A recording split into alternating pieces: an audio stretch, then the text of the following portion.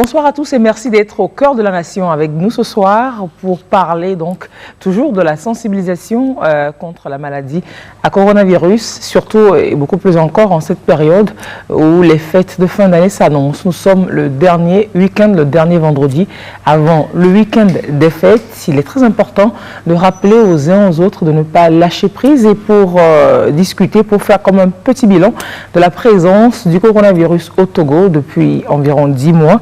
Nous avons au plateau Madame médecin commandant Halatoko. Merci d'être avec nous. Madame, vous êtes directrice de l'Institut national d'hygiène au Togo. Vous êtes médecin biologiste, épidémiologiste vous-même. C'est bien cela. Alors, est-ce qu'on peut avoir une idée de la tendance des tests, des statistiques existent dans ce domaine-là? Qui font les tests plus? Où est-ce qu'on en fait plus? Est-ce que c'est les voyageurs, les Togolais globalement, par rapport à la population? Quels sont les chiffres des tests qui sont faits concernant donc, le coronavirus? À ce jour, nous avons réalisé 164 536 tests sur toute l'étendue du territoire national togolais, y compris au niveau de l'aéroport international Gnassingbé-Yadema, donc pour les voyageurs qui arrivent ou qui quittent le Togo. Et la part des tests réalisés au niveau de l'aéroport général Gnassingbé-Yadema est de 30%. Donc sur les 164 536 tests réalisés et nous avons un total de 3 330 cas confirmés, c'est-à-dire des personnes qui avaient leur test positif. Et sur ces 3 330 cas confirmés, le Grand Lomé bat le record avec un total de 2 330 personnes confirmées. Oui, 70% des cas confirmés. Et derrière Grand Lomé vient la région centrale avec moins de 10% de cas confirmés.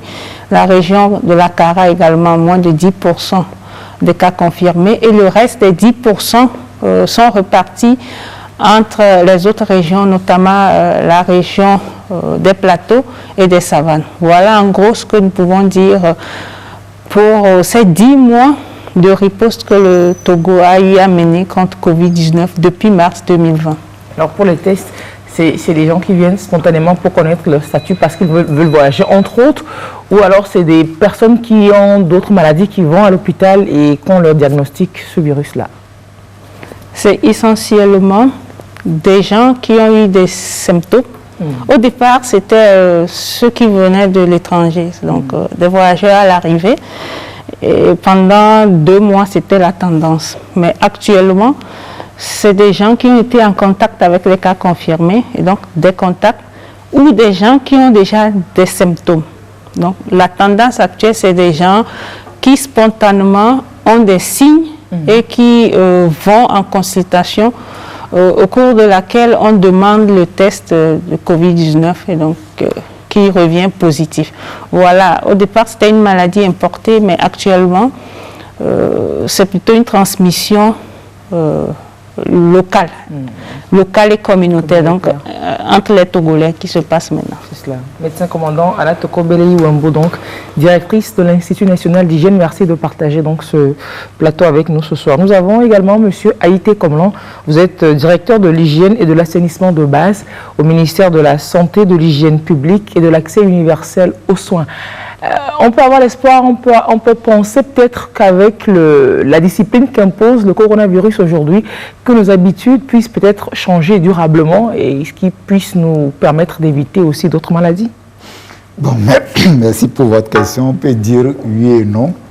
Oui, pourquoi si tout le monde s'autodisciplinait, comme je disais, tout est discuté tout à l'heure avec le docteur, et prendre tout ce qui a été comme mesure barrière, l'insérer dans sa vie quotidienne, dans ses habitudes, on peut dire oui. Mais malheureusement, le conseil est que malgré tout ce qu'on fait, les gens ne prennent pas en considération les sensibilisations, les mesures barrières, disent que bon, il faut faire avec. Et c'est aussi ce que nous avons dans notre secteur l'habitude de dire, parce que le changement, ce n'est pas du jour au lendemain. Malgré qu'il y a Covid, pas seulement au Togo, dans le monde entier, certains sont encore réticents à considérer que ce qu'on dit est vrai. La négation de la maladie, toujours, malgré les témoignages. Donner des maladies, peut-être au cours de ces débats, on va en revenir. Mais pas seulement dans la vie, pour eux, tout ce que vous dites là, ils ne prennent pas en compte ça. Et l'autre fois, j'étais avec quelqu'un qui me disait que, bon, dans sa famille, bon, aucun de ses membres n'était malade, donc tout ce que nous disons là, c'est de l'histoire. Donc, certains, oui, ça va changer notre comportement en matière d'hygiène, mais c'est le souhait, mais dans la majorité, je ne le pense pas. Et pour ces réticents, ils constituent toujours des menaces pour les autres qui respectent quand même la discipline du moment. Exactement. Et c'est quand même assez déplorable. Nous avons Dr Peto Koundé Innocent. Vous êtes, vous, président de l'Ordre des pharmaciens du Togo. Vous êtes membre de la coordination nationale de gestion de la riposte et également du conseil scientifique. Tous les regards des Togolais sont tournés vers ce conseil scientifique en cette fin d'année parce qu'il paraît que c'est les décisions du conseil scientifique qui orienteront les décisions de l'autorité. Alors on va fêter couvre-feu, restrictions, plus de restrictions encore. Est-ce que vous avez des confidences à nous faire en ce début d'émission, Dr Peto? Je vous remercie et je salue vos éditeurs qui nous suivent ce soir. D'abord, je voudrais nuancer. Le conseil scientifique ne prend aucune décision. Nous sommes un organe voulu par le chef de l'État pour conseiller ou orienter la décision de l'autorité. Et cette orientation se base sur les évidences, je dirais, un peu scientifiques que nous avons, parce que c'est vrai qu'aujourd'hui, on n'a aucune certitude, mais le rôle du conseil scientifique, c'est de suivre un peu au niveau international comment ça se développe, de faire du benchmarking un peu pour voir comment cette maladie évolue, et regarder aussi nos réalités locales. Et on a 9 mois de gestion de la crise aujourd'hui dans notre pays, analyser toutes les données que nous avons eues et tout ce que nous avons vu au niveau de la prise en charge et regarder un peu regarder les comportements aussi de nos concitoyens et faire des propositions. Et pour revenir à votre question, la fin d'année. Qu'est-ce que vous regardez actuellement? Quelle est la tendance et quelles sont les propositions possibles que ferait l'autorité, quitte à elle de les suivre ou pas? Alors, ce que nous regardons aujourd'hui, et nous le tirons déjà de notre expérience togolaise, nous avons vu quand il y a eu les fêtes de l'Aïd, nous avons vu à un moment un foyer qui a fait suite et qui a été corrélé réellement à la fête de la Tabaski dans les villes du centre du pays, notamment. Qui ont induit des mesures restrictives dans cette zone. Des mesures restrictives dans ces zones. Et nous avons également aujourd'hui, l'Europe, on a vu au sortir de l'été, quand les gens se sont retrouvés dans les fêtes familiales, dans les fêtes entre amis, les plages, tout et tout. On a connu la seconde vague que vit donc cette partie du monde aujourd'hui. Et nous regardons également les suites de Thanksgiving aux États-Unis, qui a fait exploser également le nombre de cas qui sont devenus incontrôlables dans ce grand pays aujourd'hui. Et nous voyons un peu partout autour de nous que partout où il y a eu des événements qui ont entraîné des mouvements importants de population et qui ont entraîné des regroupements, même par petits groupes, on a ce type de contamination qui vient derrière. Et nous regardons également la littérature. Et il y a quand même quelques études qui commencent par sortir parce que cette maladie a ceci de particulier que tout ce que nous disons aujourd'hui correspond juste à une photographie du moment. Nous n'en savons pas trop. Oui, c'est dynamique, ça évolue. Voilà, ce que nous, pas plus tard qu'aujourd'hui, l'Institut Pasteur de France qui a sorti une étude qui a été faite sur, qui a été focalisée sur les conditions dans lesquelles les gens se contaminent. Donc, une étude qui a porté quand même sur un échantillon assez représentatif qui montre clairement que les regroupements autour des repas, autour d'un verre, sont des moments de contamination importants. Et cette étude précise également que quand nous sommes entre nous, en famille, entre amis, et il y a une plus forte incidence parce que c'est là où... Une baisse de vigilance, peut-être. Il y a une baisse de vigilance parce qu'on s'est dit pourquoi je ne vous ferai pas confiance. Il y a cette prétention qu'on a des raisons de se faire confiance. Et puis, malheureusement, comme le disait la directrice aujourd'hui, aussi bien dans notre pays que dans le monde entier, le virus est au niveau de la communauté actuellement. Et donc, on est contact les uns les autres. On sait que la maladie est à 80% asymptomatique, donc votre voisin, votre frère, ce n'est pas sur son front et il peut vous contaminer. Donc voilà un peu les notions que nous avons et nous constatons aussi que quand le nombre de cas augmente, ça aussi c'est des statistiques qu'on a, et le nombre de cas positifs, on va avoir un nombre de cas plus important à prendre en charge dans nos formations sanitaires. Et par conséquent aussi une certaine proportion en réanimation. Nos pays n'ont pas les moyens de cette prise en charge lourde. Nos systèmes de santé ne peuvent pas supporter une forte pression de cas contaminés. Voilà un peu tout ce qui oriente, disons, les conseils de ce conseil scientifique. Et donc par rapport à ces faits, ce qui est analysé, c'est ce que je viens de vous décrire. Et ce qui est suggéré, c'est de faire en sorte que les Togolais, pendant ces fêtes, en tout cas que nous tous nous fassions en sorte que, au sortir des fêtes, nous ne nous retrouvions pas dans une situation compliquée.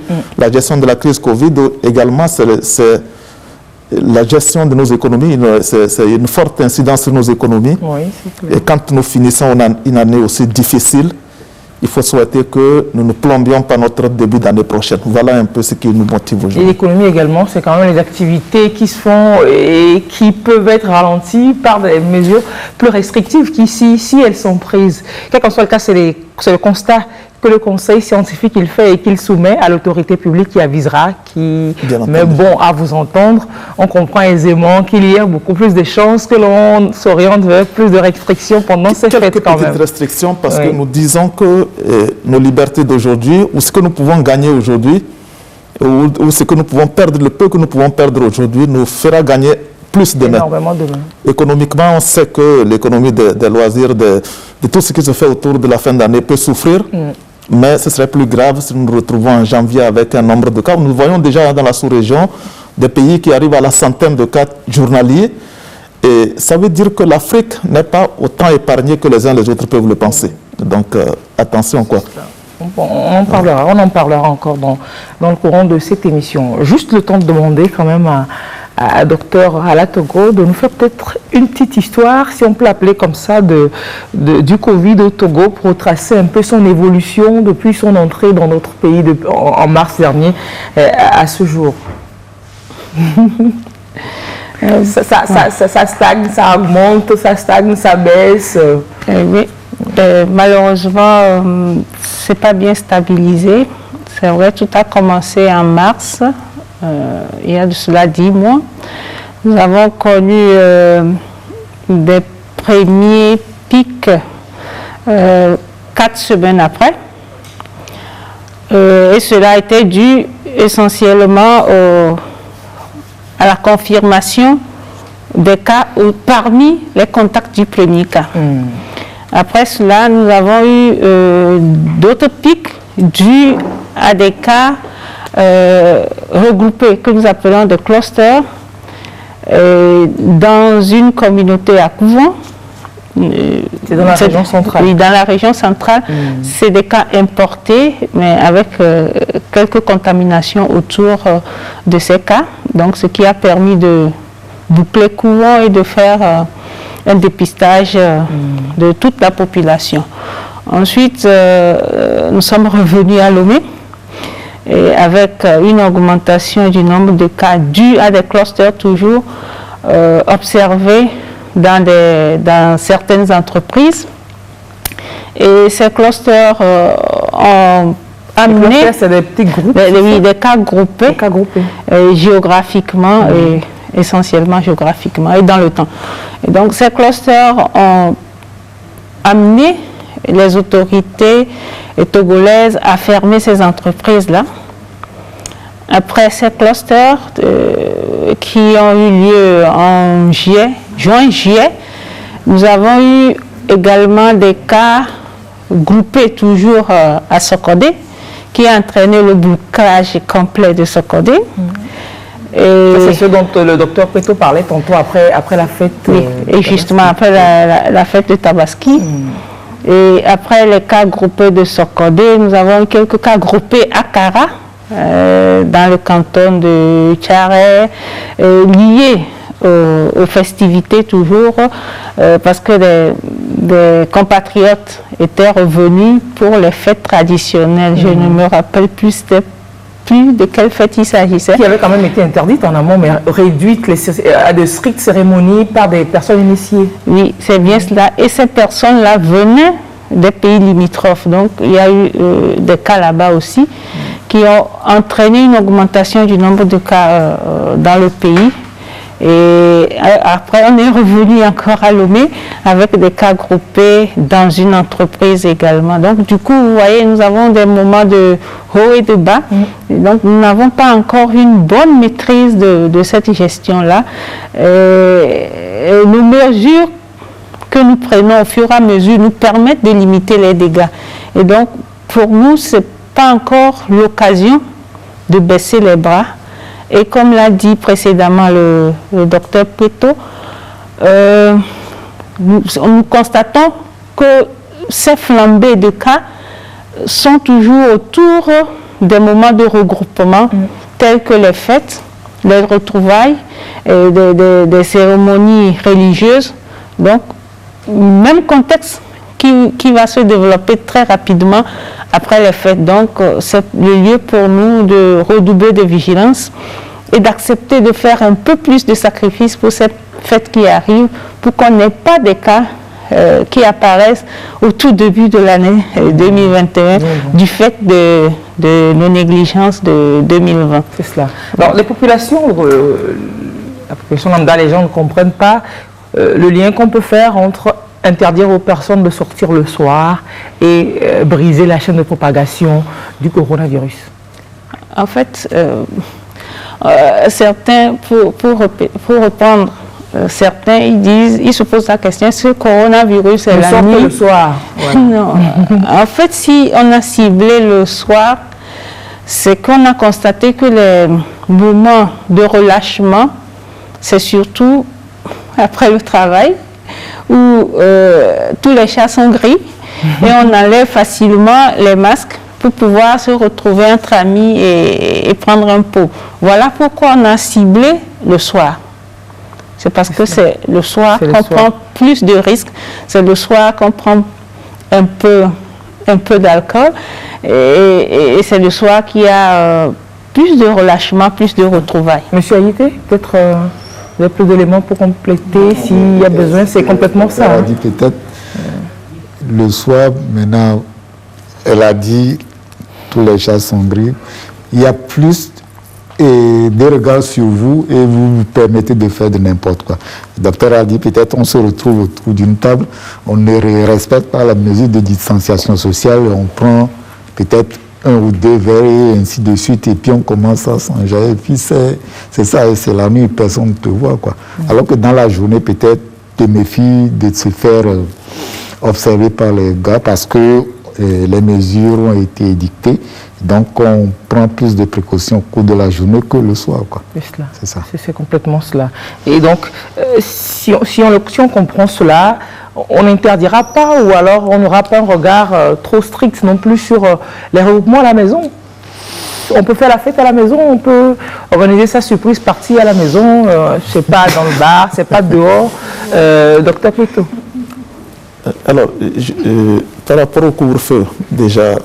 qui n'est pas encore annoncé. Qui n'est pas encore annoncé. Moi, je voudrais juste rappeler qu'au début de la crise, il y a eu cette mesure forte qui a été prise dans notre pays. Et l'idée, c'était de réduire déjà la durée pendant laquelle nous sommes en contact les uns les autres. Quand le couvre-feu est instauré, à partir du moment où, à partir de l'heure à laquelle ça commence, tout le monde est tenu de rentrer chez lui. Déjà, ça réduit naturellement les contacts entre nous.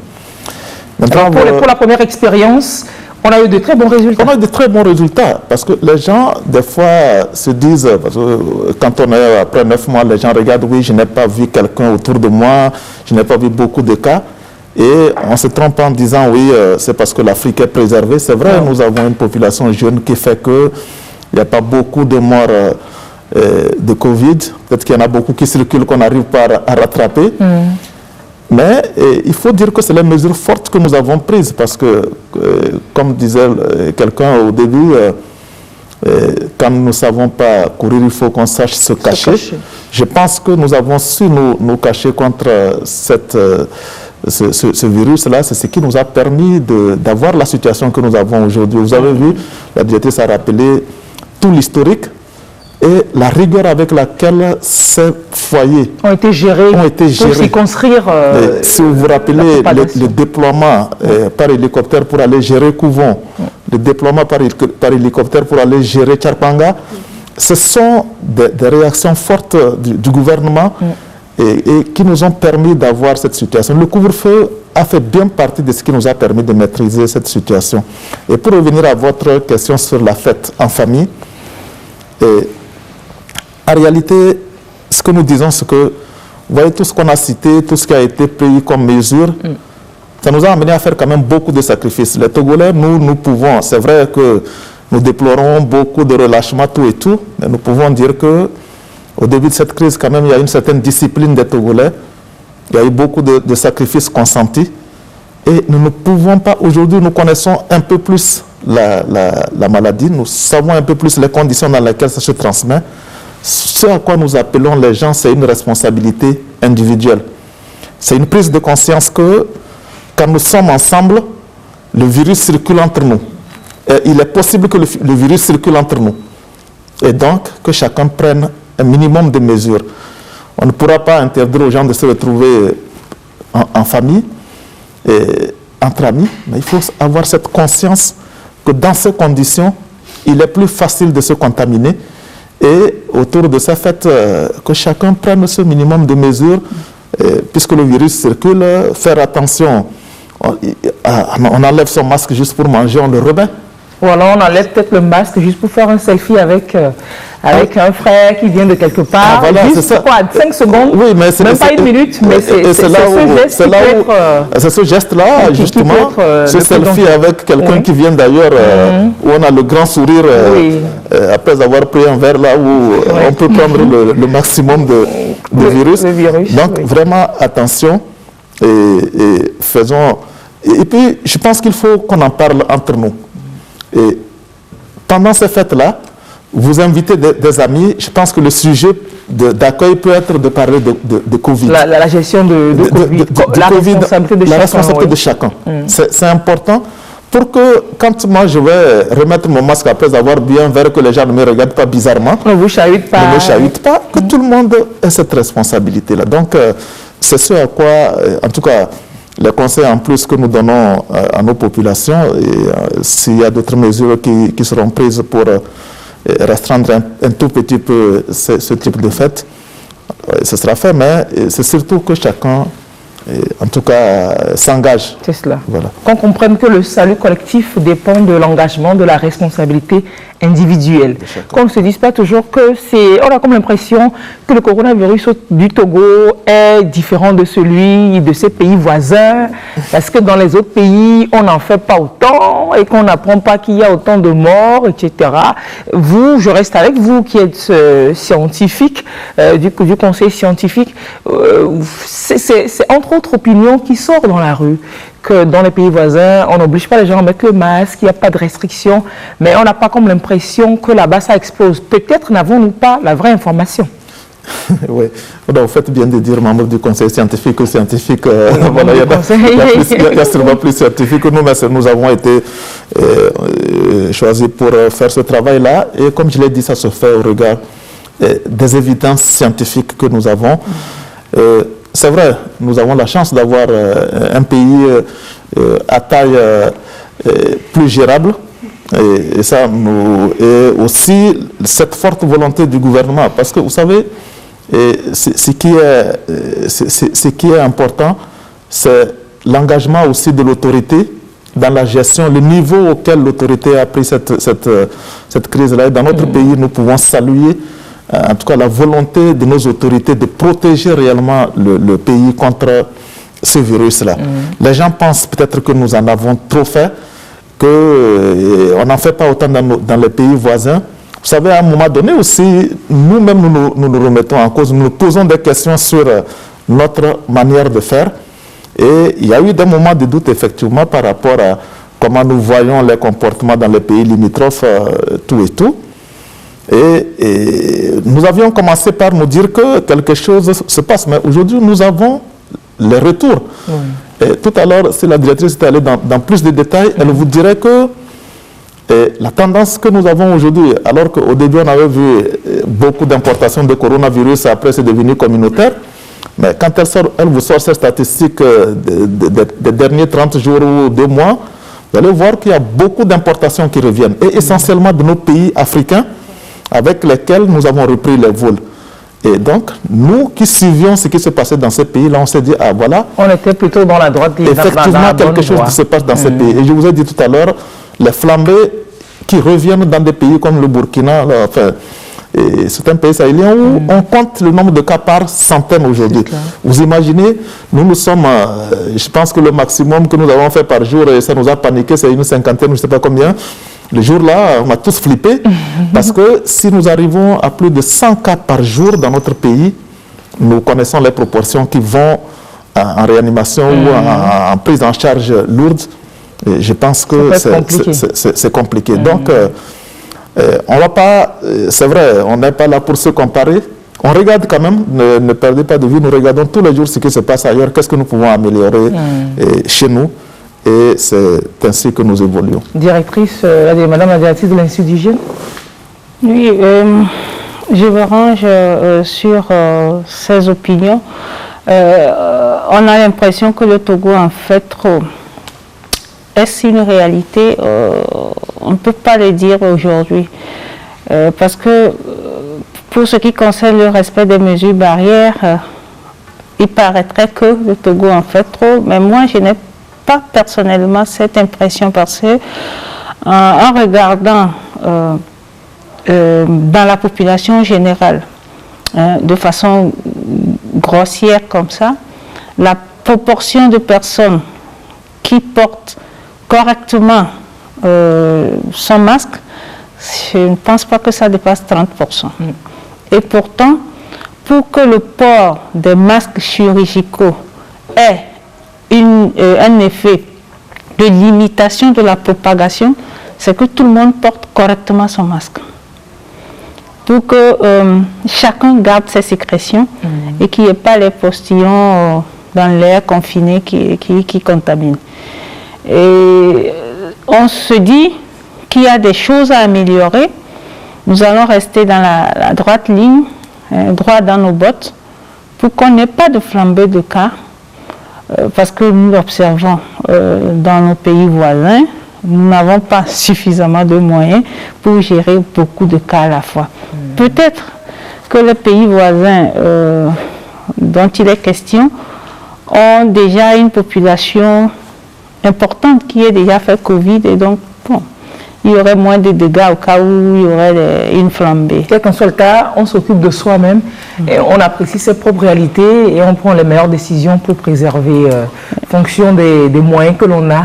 C'est cela. C'est bien cela. C'est bien cela. Et donc ça reste toujours à sensibiliser les uns les autres au respect des mesures barrières. Monsieur Haïté Komlan, directeur de l'hygiène de l'assainissement de base, dans les quartiers, est-ce que vous avez des équipes qui font des descentes, qui voient si les dispositifs de lavage de mains, s'ils continuent pas à fonctionner? Parce qu'une chose est de les avoir installés depuis mars, une autre est de les avoir opérationnels aujourd'hui en décembre avec de l'eau et effectivement du savon là-dedans. C'est vrai. Nous avons nos correspondants dans toutes les régions du pays, dans les districts. Et nous faisons ce travail. Mais malheureusement, si vous regardez, faites un constat, la plupart de nos districts de lave-mains, c'est qu'au début, beaucoup de partenaires ont offert aux structures, beaucoup sont tombés en panne et les gens n'ont pas pris soin de les réparer. et de les réutiliser. Ça ne demande peut-être même pas beaucoup de fonds, beaucoup de moyens que de les réparer. C'est ce que je disais au début, si tout le monde disait que bon, la maladie, ce n'est pas pour l'autre, c'est pour moi-même. On doit prendre soin de ces dispositifs de lavage des mains et les réparer dès qu'il y a une panne. Mais malheureusement, ça ne se fait pas. Et d'autres, ailleurs où ça existe, il n'y a même pas de l'eau ou bien il n'y a pas de savon. Mais pourtant, on continue à parler aux gens, à sensibiliser. Tout à l'heure, vous avez parlé, et la directrice de l'INH a parlé du port de masque. Aujourd'hui, quand on dit qu'on fait trop, est-ce que les gens portent correctement les masques? Moi, je circule souvent au niveau des marchés, vous voyez, je m'arrête pour observer les gens. Les masques sont sous les mentons. Ce n'est pas porter le masque. On a comme l'impression qu'on a les masques pour éviter que la fausse-sape nous verbalise. Mais on ne le porte pas correctement. Il faudrait peut-être continuer toujours d'expliquer aux populations le bien fondé, qu'elles adhèrent à la chose, qu'elles comprennent pourquoi elles portent le masque, que l'on puisse comprendre tous les jours pourquoi que Dieu le nous message fait, passe. Les gens sont sur les médias pour en parler, pour sensibiliser tout au long de la journée. Mais malheureusement, c'est le constat. Les gens portent le masque sur le menton et ils circulent surtout au niveau des marchés. Même vous allez ailleurs, quand on était quelque part avec un ami hier, j'ai dit, mais vous n'avez pas porté de masque. On me regarde comme moi, je viens d'ailleurs, alors que le port de masque est obligatoire au Togo. Maintenant, qu'est-ce qu'il faut faire? On parle, les gens passer peut-être un palier dessus, que les verbalisations soient plus systématiques. Mais bon. Il y a la verbalisation. Et je pense qu'il y a beaucoup de compassion aussi. C'est ça la situation. Qu'est-ce qu'il faut faire depuis mars, nous sommes en décembre, on continue toujours à parler de l'importance de la sensibilisation, l'importance des mesures barrières.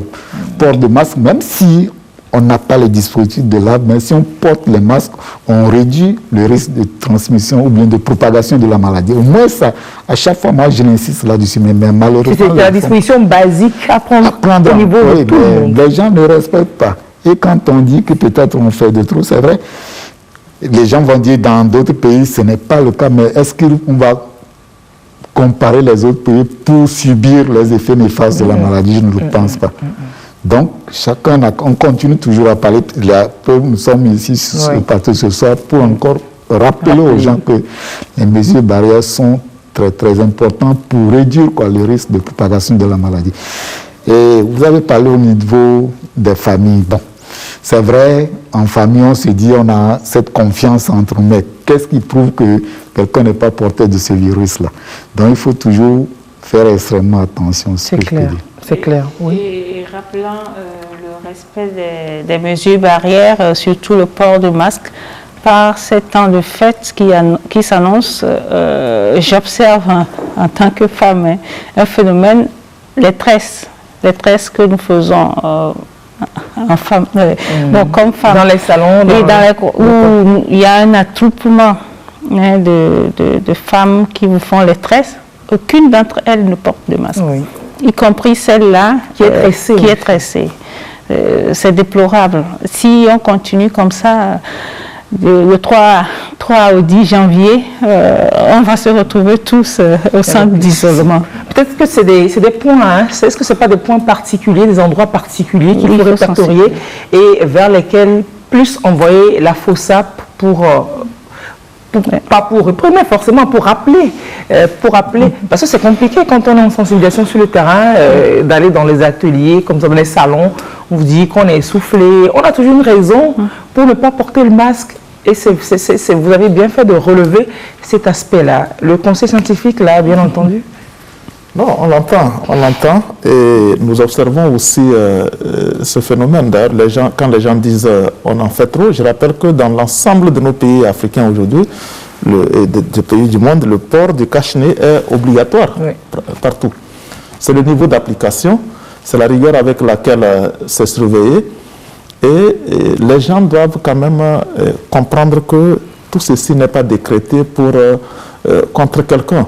Nous sommes soumis à au diktat de ce virus qui est méconnu. Et la seule chose que nous avons pour l'instant d'efficace, c'est vraiment de nous protéger individuellement et de protéger les autres, d'avoir ces réflexes-là.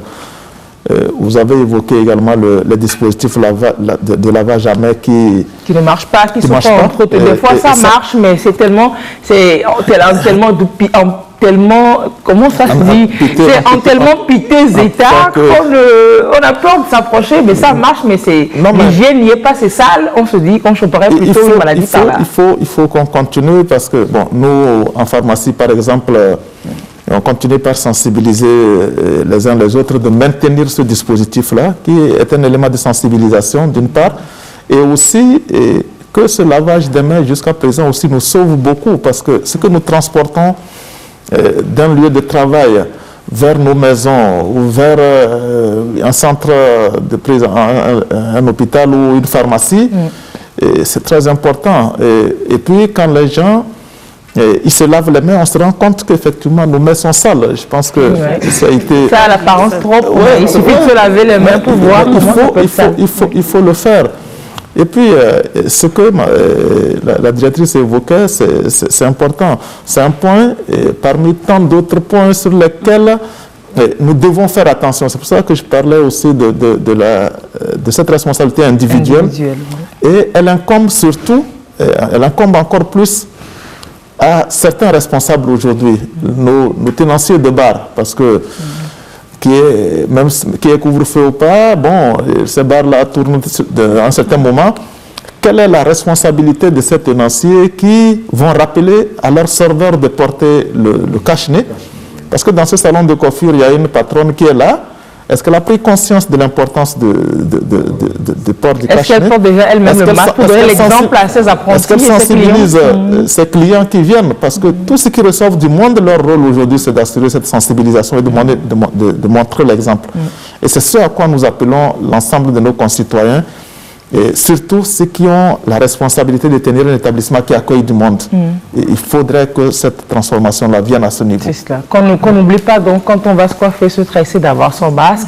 Ou alors, quand on va faire son essayage chez son couturier, de ne pas enlever le masque. Quand on doit prendre la mesure d'un client qui vient en tant que couturier, tailleur, qu'on n'oublie pas d'avoir son masque et se laver les mains après avoir touché. Même le client, je pense que c'est ça aussi, si individuellement je rentre quelque part, pour voir mon couturier, ma couturière, ma tresseuse, que je vois une atmosphère pareille, et je suis cliente, je tourne les talons et la personne sait qu'il y a quelque chose qui ne va pas. Je pense que ceux qui ont compris peuvent aussi user de leurs droits parce qu'il s'agit de nous protéger les uns les autres et ça permettra de sensibiliser encore plus. Au départ, les pays européens ne portaient pas de masque, mais ils se sont rendus compte que le port de masque les sauve. C'est pourquoi il est très important pour nous qui sommes pays sous-développés de se protéger davantage. C'est cela. Il a mais pour la responsabilité de tout chacun de nous et que chaque individu n'a qu'à être gendarme derrière l'autre. C'est très important. Peut-être aurions-nous respecter plus encore ces mesures édictées depuis que nous ne serions pas dans ce contexte-là, dans la vingtaine de cas par jour et qui inquiète toujours l'autorité qui est obligée de prendre des mesures encore plus coercitives. Notre lendemain ne dépend que de nous-mêmes finalement. Exactement. Ne dépend que de nous-mêmes. Et le comité de suivi de respect justement de ces mesures barrières a effectué dans ce contexte-là une tournée de sensibilisation dans les marchés de Lomé au cours de la semaine pour rappeler tout ce qu'on dit là aux femmes des marchés, aux femmes, aux commerçants, aux commerçantes des marchés. Il n'y a pas que les femmes au marché. On suit le sujet et on revient juste derrière. C'est une trilogie qui repart en guerre contre la Covid-19. Préfet, maire, directrice d'établissement public autonome pour l'exploitation des marchés sillonnent les marchés du Grand Lomé pour rappeler aux uns et aux autres le bien fondé du respect scrupuleux des mesures barrières, surtout en cette période où les fêtes avancent à grands pas. Ici au marché d'Adido Gomé à Sieyé, l'organisation est au point. Au niveau des portes des marchés, nous avons des dispositifs de lavage de mains et du savon, des détergents. Nous avons un comité de veille dans tous nos marchés de notre commune. Et même au jour des marchés, ces comités sillonnent avec les agents de sécurité municipale. Chez son voisin d'à côté, l'on craint le pire. Le relâchement ici au marché d'Aguezongo est flagrant. Les gens ne respectent pas les mesures barrières. Dans ces moments-là, de fait, nous sommes dans l'obligation de sévir. Nous n'allons pas laisser que les gens pensent que la maladie n'existe pas. Il faut qu'on sévisse pour ne pas qu'après les fêtes, quand on entre dans la nouvelle année, se retrouver avec plus de malades. Le monde entier s'apprête à vivre les fêtes de Noël et de fin d'année. C'est dans ce cadre que le comité de suivi du respect des mesures barrières dans les marchés du Grand Lomé est sorti pour accentuer la sensibilisation. Cette tournée à peine amorcée affiche une cartographie peu encourageante. Mais le comité ne lâche rien. Plus de 70% des cas positifs sont répertoriés au niveau du Grand Lomé. C'est donc une redynamisation que notre équipe voudrait faire auprès de tous les acteurs des marchés, tout comme auprès des maires qui sont également les premiers gestionnaires des marchés et au même moment présidents des comités de veille au niveau de chaque commune. Le comité de suivi des mesures barrières dans les marchés du Grand Lomé anticipe pour limiter au maximum les risques de contamination liés à la Covid-19. D'ici à fin décembre, le comité pense visiter tous les marchés du Grand Lomé. C'était donc un sujet de Abidé Nyasingbe. Voilà, c'est la même chose que l'on dit à la télé, on le dit dans les marchés, on le dit sur le terrain, on le dit partout. On a l'espoir que ça tombera toujours dans des oreilles réceptives. L'avenir de tout un chacun dépend donc du respect que chaque personne a de ces mesures barrières-là. Alors revenons à la maladie, au virus lui-même. Depuis l'apparition de ce virus et de cette maladie, on a sollicité, on a prié à ce qu'on trouve un traitement, à ce qu'on trouve un vaccin.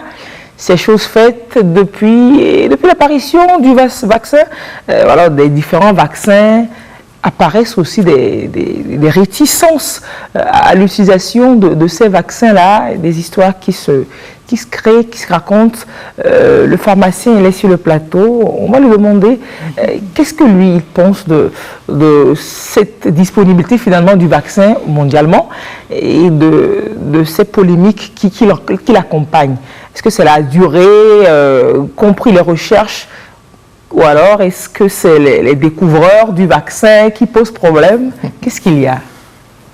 Alors, je voudrais tout d'abord dire que ces annonces que nous avons eues ces dernières semaines, c'est plutôt de très bonnes nouvelles et des annonces qui nous donnent beaucoup d'espoir. Je rappelle que nous sommes face à une crise sanitaire due à un virus, c'est une épidémie, une pandémie mondiale donc due à un virus. Et historiquement, nous savons que ce type de défi a été relevé grâce au vaccin. Donc il ne faut pas se tromper. Depuis tout le temps que nous luttons, l'espoir du monde était sur trouver un vaccin parce qu'on s'est rendu compte que c'est un virus qui est fortement transmissible. Et les mesures que nous prenons ne suffisent pas à rompre la chaîne de contamination et à provoquer progressivement donc la régression de cette transmission. Donc, il nous reste réellement à trouver le bon vaccin pour nous vacciner. Maintenant, les appréhensions qui naissent. Les appréhensions, vous voyez, le virus nous a imposé un tel défi qu'il fallait courir, il faut aller très vite. Et je dois pouvoir dire ici que les découvreurs dont on parle, non, c'est toujours les mêmes. C'est ces grands laboratoires qui ont des centres de recherche à leur sein et même en relation avec des centres de recherche aussi publics qui ont engagé ces recherches-là depuis le début en essayant de bien comprendre, de bien connaître le virus, d'abord le séquencer, voir comment il fonctionne et ensuite imaginer comment on pourrait déclencher une réponse immunitaire suffisante de l'organisme pour permettre de se protéger et donc d'éviter, de limiter en tout cas le nombre de porteurs par cette protection-là. Donc, ce travail a été fait sur plusieurs voies et on a imaginé tous les moyens pour justement simuler, disons, la présence du virus. Peut-être la directrice expliquera mieux tout à l'heure. Mais toute cette approche-là devait se faire dans un temps record parce qu'on a vu comment ça explose à travers le monde. Oui. Et c'est vrai qu'aujourd'hui, nous trouvons un vaccin à peine 12 mois après l'apparition de ce virus au niveau mondial. C'est un délai qui est très court, effectivement, par rapport à ce que nous connaissons. Aux autres recherches précédemment connues par l'humanité. Parce qu'un médicament, déjà, c'est 5-10 ans, et un vaccin, des fois, plus longtemps, parce qu'il faut regarder comment se fait cette immunité, comment est-ce qu'elle dure dans le temps, et aussi observer derrière, parce qu'aujourd'hui, on a une sûreté qui porte sur quelques mois. Et les laboratoires qui ont découvert ce vaccin nous disent que ce vaccin est sûr, mais on n'a pas suffisamment de recul pour voir les effets secondaires à moyen et long terme qui peuvent apparaître. Je dirais que les gens ont raison d'émettre des inquiétudes, mais c'est loin de tout ce qu'on entend et de toutes les choses trop grossières qu'on entend. Et il faut dire que nous sommes dans un domaine où c'est le monde entier qui fait face à ce défi. Je crois qu'aujourd'hui, les Africains, au moins, il y a quelque chose qui va tomber, qui circulait beaucoup, c'est que les Blancs veulent nous envoyer un vaccin pour nous tuer ou pour nous transformer, je ne sais pas en quoi. Les vaccins qui sont sortis, les cobayes, ce sont ceux qui les ont découverts d'abord. Donc, on commence par se vacciner d'abord. Et donc, je pense que nous, Africains, aujourd'hui, tous les pays doivent s'engager parce que quand les autres vont se vacciner, on n'acceptera pas qu'une partie du monde, que le virus continue par circuler activement dans une partie du monde. Je ne sais pas comment est-ce qu'on pourrait évoluer. Donc, je voudrais quand même qu'on mette un bémol. Certes, nous tous, nous sommes très prudents. Et nous, scientifiques de nos pays aujourd'hui, nous restons vigilants. Ce que nous souhaitons, c'est que nos États engagent, et c'est ce qui se fait aujourd'hui, des discussions régionales, et en mettant ensemble nos intelligences, nos experts pays, pour que nous puissions voir au moment venu le meilleur vaccin à choisir pour l'Afrique, parce qu'il y a plusieurs qui sont essayés aujourd'hui. Donc voilà un tout petit peu ce que je peux dire, mais ça a été rapide, ça suscite des interrogations, mais il y a beaucoup quand même de raisons de croire à la sûreté de ces vaccins-là,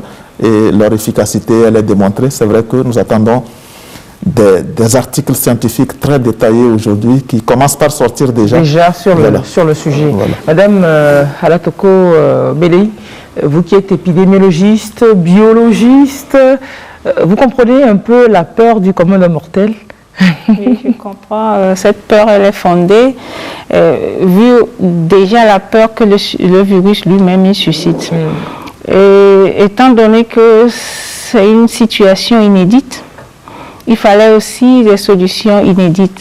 C'est pour cela que le vaccin a été découvert. Les vaccins, ou bien les candidats vaccins, ont été nombreux et certains ont abouti très rapidement dans un délai record.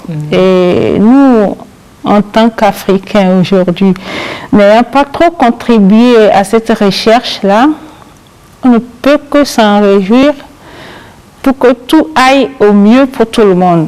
Parce que, comme l'a dit tout à l'heure le docteur Peto, quand ceux qui ont découvert les vaccins vont s'immuniser et que nous, par réticence, on ne va pas accepter ces vaccins, on sera probablement mis à l'écart. Marginalisé, c'est comme quelqu'un qui porte le masque et l'autre refuse de mettre le masque dans et donc, on ne sera pas accepté dans ces pays-là. Et nous pensons que l'Afrique n'a rien à perdre en acceptant ces vaccins, d'autant plus qu'il y a beaucoup de pays qui sont en train de l'essayer chez eux. Et le temps que ces vaccins nous arrivent ici, probablement qu'on a déjà beaucoup de recul par rapport aux différents effets éventuels sur les différents vaccins pour savoir que choisir. On nous parle de l'initiative COVAX de l'OMS sur laquelle le Togo est positionné et qui pourrait faire venir le vaccin dans notre pays dans les tout prochains mois aussi. Justement, l'initiative COVAX qui est soutenue essentiellement par Gavi, les fonds Gavi qui nous aident dans le programme élargi de vaccination. Et cette initiative a pour objectif de rendre disponibles les vaccins dans les pays à faible revenu et dans les délais qu'il faut pour éviter que la pandémie ne continue dans cette partie du monde-là. Et le Togo s'est positionné comme candidat ou s'est positionné volontiers pour avoir les vaccins. Et pour cela, il va falloir qu'on commence par se préparer sur le plan logistique, parce que c'est des vaccins dont la conservation est un peu délicate. Oui. Et aussi comment pouvoir convoyer ces vaccins-là sur les sites qu'il faut. C'est des sujets auxquels il faut qu'on pense dès maintenant, au lieu de se focaliser sur le caractère dangereux de ces vaccins, qui, à notre avis, est moindre par rapport aux effets positifs que ces vaccins peuvent nous apporter. D'ailleurs, nous n'avons pas à avoir peur, d'autant plus que l'Afrique, je dirais, fait toujours les vaccins dès le plus bas âge. Oui. Nous sommes dans le programme élargi de vaccination qu'on ne trouve pas dans les pays qui actuellement sont en train d'essayer ces vaccins contre Covid-19. Donc il n'y a pas d'inquiétude à avoir. Faisons confiance à nos scientifiques et à nos autorités. En même temps, nous demandons aussi aux scientifiques africains de se mettre ensemble, de voir aussi un peu, d'avoir leur œil là-dedans. Oui. Pour nous rassurer, ils y sont. La directrice a parlé justement de cette initiative COVAX à laquelle a adhéré le Togo. Je peux vous dire que nos autorités ne s'y engagent pas les yeux fermés. Okay. Le document que nous devrions signer, nos autorités devraient signer pour engager le pays. Il y a des parties sur lesquelles nous avons posé des questions. En tout cas, ça a été soumis donc à l'œil des scientifiques à l'initiative de notre pays, de notre ministre de la Santé. Les questions ont été posées aujourd'hui. Cette partie-là, on accepte que nous la regardions encore un peu plus avant d'engager définitivement les pays. Je crois pouvoir dire que comme les autorités sont engagées pour la gestion de cette crise-là, c'est le même engagement qui reste par rapport à l'arrivée de ces vaccins. Tous les questionnements que nos populations se posent aujourd'hui, notre devoir c'est d'apporter les réponses qu'il faut et nous tous nous travaillerons à cette vérité que nous devons à nos concitoyens pour leur faire prendre les décisions idoines par rapport à cette vaccination. Et nous avons le temps de voir venir, il faut lever les peurs, vraiment. Donc ce n'est pas comme si on avait un comportement grégaire, qu'on suivait les yeux fermés sans apprécier, parce que non, même pas, comme le pensent les populations. Alors l'université de Lomé a quand même engagé sur le terrain de certains tests aussi, ensemble avec la médecine traditionnelle depuis quelques semaines. Qu'est-ce qu'il en est? Oui, si on a le vaccin, ben c'est bien, mais si au niveau local, nous avons aussi, je ne vais pas l'appeler traitement, mais oui, un médicament contre le Covid-19, ce serait pas mal. Qu'est-ce qu'il en est, Dr Pito?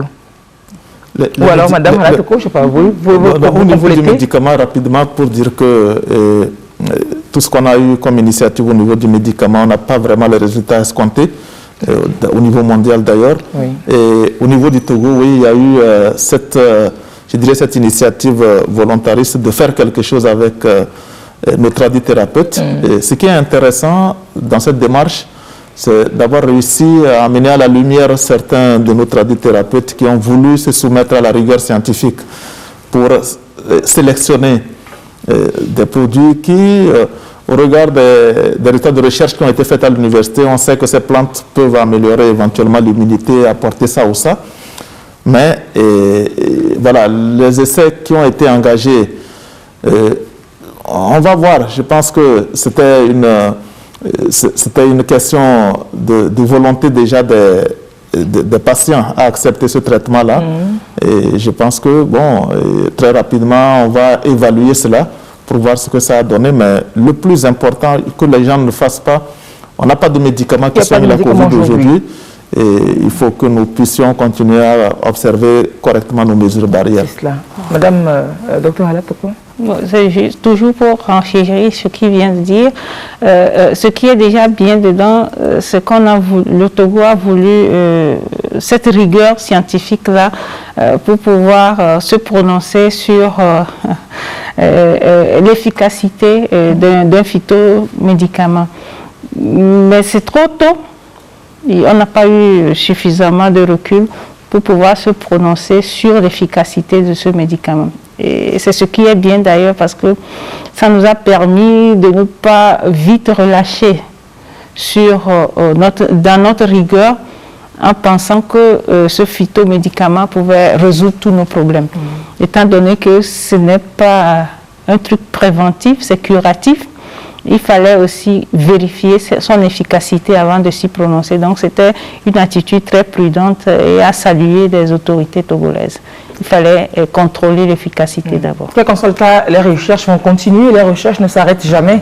Elles continuent toujours pour améliorer, pour découvrir toujours. Pendant que les recherches continuent et que le pays s'attend à accueillir peut-être dans les prochains mois son lot de vaccins pour les volontaires qui voudront se vacciner au cas où ce n'est pas obligatoire. La meilleure disposition à prendre, c'est, comme on le dit, on va rabâcher, mais c'est le respect des mesures barrières. C'est cette hygiène qui nous est demandée en ce temps précisément. Et pour les dernières minutes de l'émission, ce que les populations devront quand même garder, c'est, monsieur le directeur de l'assainissement nous rappellera, ce qu'on doit toujours garder à l'esprit, mais à tout moment, en cette période particulièrement. Oui, bon, on l'a dit tantôt, le lavage des mains à l'eau, au savon, à l'eau propre bien sûr, au savon, nous évite pas mal de maladies. Il est démontré scientifiquement avec le simple fait de se laver les mains à l'eau, au savon, nous évite 44% des maladies. Scientifiquement démontré. 44%. Oui, pas seulement dans le cadre de Covid. Covid, oui. Maintenant, Covid est venu et on a accentué, ou bien on a mis l'accent encore sur le lavage des mains. On a comme l'impression, d'ailleurs, si on fait une petite parenthèse, que récemment, on a eu une petite poche de choléra en banlieue de Lomé. Peut-être même que ces dispositions que nous prenons déjà ont contribué à ce que le virus du choléra aussi ne se propage pas. J'étais dans la région des Savanes tout récemment et il y a eu les inondations cette année dans cette région, mais on n'a pas eu de cas de choléra à cause de ce que les gens ont pris cette habitude.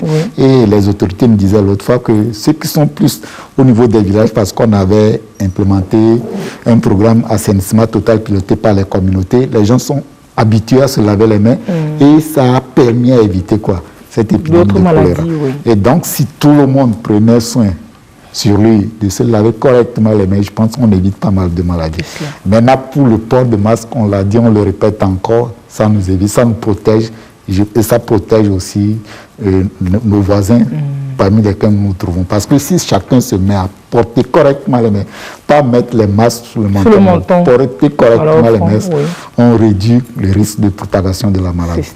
C'est très important. Maintenant, peut-être au niveau des marchés, tout à l'heure, on a vu dans l'image, on ne peut pas respecter la mesure de distanciation sociale, mais néanmoins, si on portait les masques, je pense qu'on fait un grand pas dans cette lutte contre la pandémie de Covid-19. C'est cela. Pendant les fêtes, donc, docteur Haratoko, on va continuer par ne pas relâcher dans tous les gestes au quotidien, de se rappeler qu'il y a une menace qui plane toujours. Oui, justement. Et lavage des mains, port correct des masques. Les masques ne sont pas des mentonniers. Les masques, ils sont là pour couvrir les orifices narinaires et buccales. Et donc, il faut respecter, surtout en cette période de fête qui s'annonce où il y aura probablement des attroupements au niveau de la famille des regroupements, qu'il faut d'ailleurs limiter. Donc, voilà les mots sur lesquels je pourrais m'arrêter pour cette émission. Merci beaucoup. Et docteur Peto Koundé Innocent, vous représentez plus ici encore le conseil scientifique. Merci d'être passé à l'émission. Rappelez aux populations toujours que notre survie est entre nos mains. Oui, c'est bien ça. Et je vais juste paraphraser cet appel du directeur général de l'Organisation mondiale de la santé qui appelle le monde en cette période de fête à ne pas baisser la garde. Nos libertés que nous voulons aujourd'hui peuvent, je dirais, entraîner des situations plus compliquées demain. Pour nous, Togolais, nous n'avons jamais connu de confinement strict. Nous avons géré la crise de telle sorte que nous puissions continuer à avoir un minimum de mouvement, vaquer un temps soit peu à nos occupations. Nous ne prenons pas le risque de nous retrouver dans une situation qui nous amènerait à des mesures plus draconiennes que personne ne souhaite. En tout cas, soyons sages individuellement et collectivement. Donc juste quelques jours entre les deux fêtes, ça fait 2 week-ends, moins de 2 semaines pour renforcer plus encore la vigilance que nous avons toujours quant à la prévention donc, de la maladie à coronavirus pour que nous puissions connaître une année 2021 mieux peut-être que celle que nous avons connue, celle qui finit là. Docteur Peto Koundé Innocent, vous êtes président de l'Ordre national des pharmaciens du Togo, membre de la coordination nationale de gestion de la riposte et du conseil scientifique. Merci d'avoir partagé ce plateau. On va remercier également le médecin commandant Ala Tokobeli Wembo, médecin épidémiologiste, biologiste, directrice de l'Institut national d'hygiène. Merci d'avoir partagé ce plateau. Et M. Haïté Komlan, directeur de l'hygiène et de l'assainissement de base au ministère de la Santé, de l'hygiène publique et de l'accès universel aux soins. On va se souhaiter une très belle année, une très belle fête, parce que c'est la dernière émission avant le week-end des fêtes. C'est le dernier vendredi d'émission avant le week-end des fêtes. Très belle année à vous et très belle année également aux fidèles téléspectateurs. On se retrouve très bientôt sur les antennes de la télévision togolaise. Passez une belle soirée. Au revoir.